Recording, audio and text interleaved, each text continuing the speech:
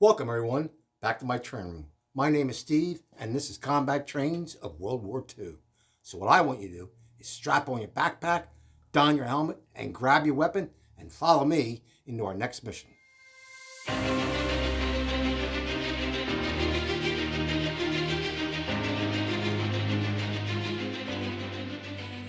And we're back, and this is mission number 3. First off, I'd like to say thank you, everyone, for watching and subscribing and all your support. We really appreciate that. And now to the roll call. All right, my engineer? Here. Okay, and myself, and Joe, what do you know? Well, I guess he doesn't know much, but anyway, here we go. Okay, we talked about this in our last episode about how we're going to include these segments of this date in World War II, and we're going to talk about our featured locomotive that's going to run through the layout. So, with that, the date that we're going to enter now today is, it's a little late, but that's the way it goes. We have things to do. It's going to be December 7th, 1941 in Pearl Harbor. So, what I want you to do is just come join in with me in our time machine, and we're going to go back to that date. Let me set the stage. Decades earlier, Japan was trying to imitate the U.S. in the industrial era. Both Japan and the U.S. wanted the vast natural resources of China. They both were put on a collision course. Japan refused to back down, and the U.S. cut off shipments of iron, steel, and aviation fuel. Shortly later, Japan allied with Germany and Italy to form the Tri-Axis power and invaded southern Indochina. This made Roosevelt cut off Japan's access to U.S. oil, and hence December 7th, 1941. The date now, November 26, 1941.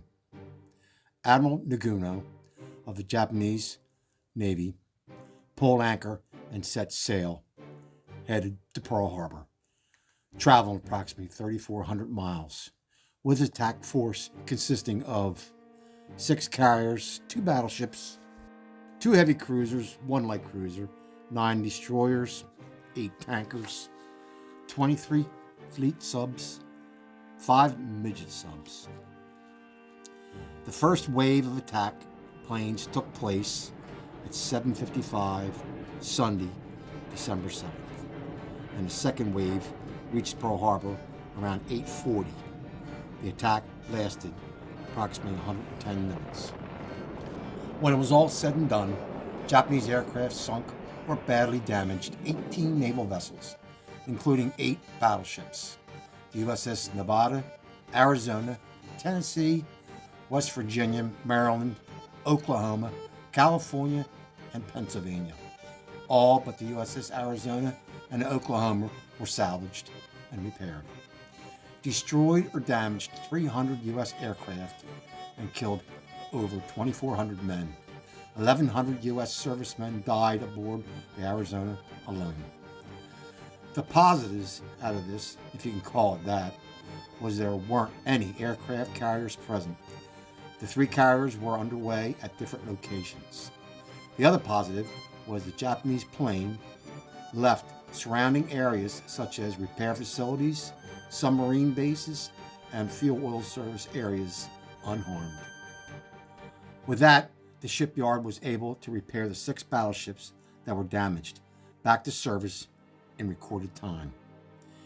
We were somewhat fortunate because the returning back from the attack, Fushida, who led the attack, wanted Nagumo to launch a 3rd wave, but Nagumo got worried about the U.S. retaliating with bombers, and being somewhat pleased about the damage his planes inflicted, left.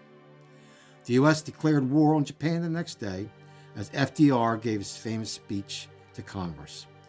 One side note, FDR made a last-minute edit to his speech, changing a day that will live on in world history to a day that will live in infamy.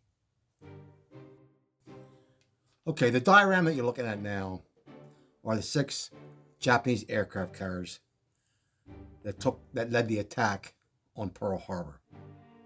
And the 6 are the Akagi, which was the flagship, the Kaga, the Soryu, the Haryu, Tsukaku, and Zuikaku. 4 of these were sunk at the Battle of Midway, and 2 were sunk at 2 other battles. Okay, well, the ships, they're 3D printed models. They're referred to as waterline hull. So you can present it underway at sea in a diorama like this one. The scale is 1/1200. The decals are from Peddinghaus, and the method I used for creating the ocean and the waves are using toilet paper and glue, utilizing a stippling effect with a stiff bristle brush. I can't take credit for this technique, so go to Marklund of Sweden YouTube channel.